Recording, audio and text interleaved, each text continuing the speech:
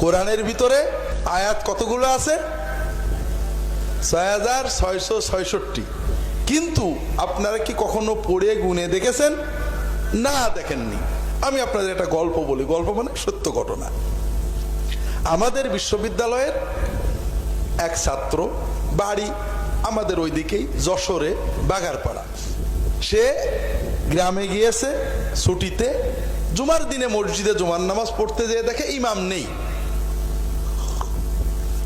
গ্রামবাসীরা বলেছে, তুমি ইসলামী বিশ্ববিদ্যালয়ে পড়ো, তুমি একটু আজকের জুমার নামাজটা পড়াও, একটু বয়ান করো, ওয়াজ করো খুতবার আগে, এরপরে নামাজ পড়াই দাও। তো মিম্বরে উঠে ওয়াজ করতে শুরু করেছে।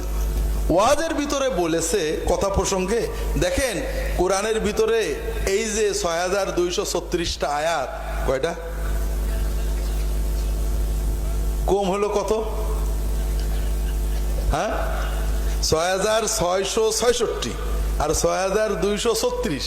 তাহলে প্রথমে ৪০০ কমে গেল, এরপরেও ৩০টা কমে গেল। আর মুসল্লিরা এক দিইনি। বলে কি বললে, কি বললে? আজীবন শুনে আসছি কোরআনের ভিতরে ৬৬৬৬ আয়াত, আর তুমি কোরআনের আয়াত কমাই দিলে। বেরো মসজিদ থেকে। তুমি যদি গ্রামের ছেলে না হতে মাইরের ঠ্যাং খোঁড়া করে দিতাম। ও ছেলেটা বলছে, না আমার কোনো দোষ নেই, আপনি কোরআন শরীফ খুলে গুনিয়েই দেখেন একটু। সব সূরার উপরে লেখা আছে, সূরা বাকারা এত আয়াত, সূরা আলে ইমরান এত আয়াত, একটু যোগ করে দেখ, কম্পিউটারে মোবাইলে ক্যালকুলেটরে যোগ করেন না একটু। কিসের যোগ? অত বড় অমোক পীর সাহেব বলেছেন ৬৬৬৬ আয়াত, অমোক মৌলানা বলেছে, আন্তর্জাতিক খ্যাত সম্পন্ন আলেমউদ্দিন বলেছে ৬৬৬৬ আয়াত। এরা কেউ বোঝে না, তুমি বেশি বোঝো, বেরো মসজিদ। কথা বোঝেননি? কাজটা কেমন হলো? ভালো হলো? ভালো হলো না? কিন্তু আমরা তো সবাই এই কাজ করি। সবাই শোনা কথার উপরে মারামারি গোলমাল করি, পড়ে দেখতে চাই না। আমি একদিন ওয়াজ মাহফিলে, আমার বাংলাদেশে আসার অল্প কিছুদিন পরে এক ওয়াজ মাহফিলে গেছি। আমি তো ওয়াজ করতে পারি না, এজন্য সবসময় আগে ওয়াজ করার চেষ্টা করি।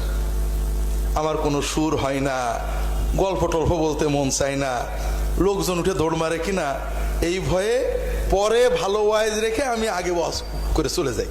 তো মানুষের ওই পরের হুজুরের আগ্রহে বসে থাকবে, এই ফাঁকে আমি চলে যাব। তো এরকম এক মাহফিলে ওয়াজ করে আমি আগে ওয়াজ করছি, আমার পরে আর এক হুজুর উঠেছে। তো হুজুর উঠে, আমি গাড়িতে মানে যাচ্ছি বাহনে, হুজুর উঠে ওই কথায় কথায় বলছে কোরআনের ৬৬৬৬ আয়াত।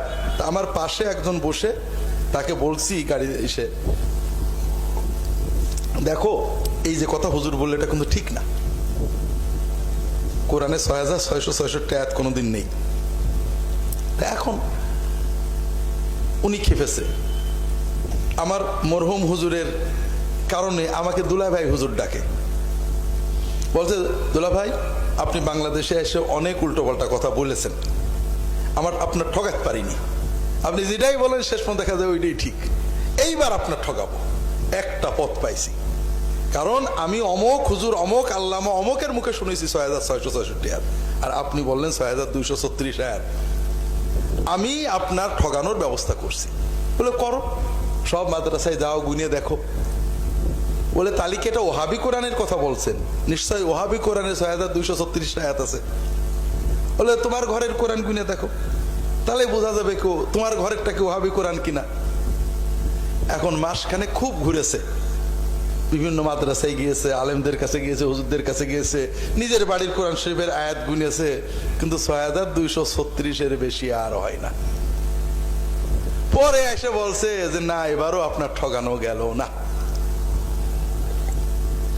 এখন কথা হলো ভাইরা, আমরা আমাদের সমাজে যত ঝগড়া করি, বিবাদ করি, গোলমাল করি, মারামারি করি, অধিকাংশ শোনার উপরে, পড়েও দেখি না, গবেষণাও করি না। এতে আমার লাভ হচ্ছে না লস হচ্ছে বলেন তো?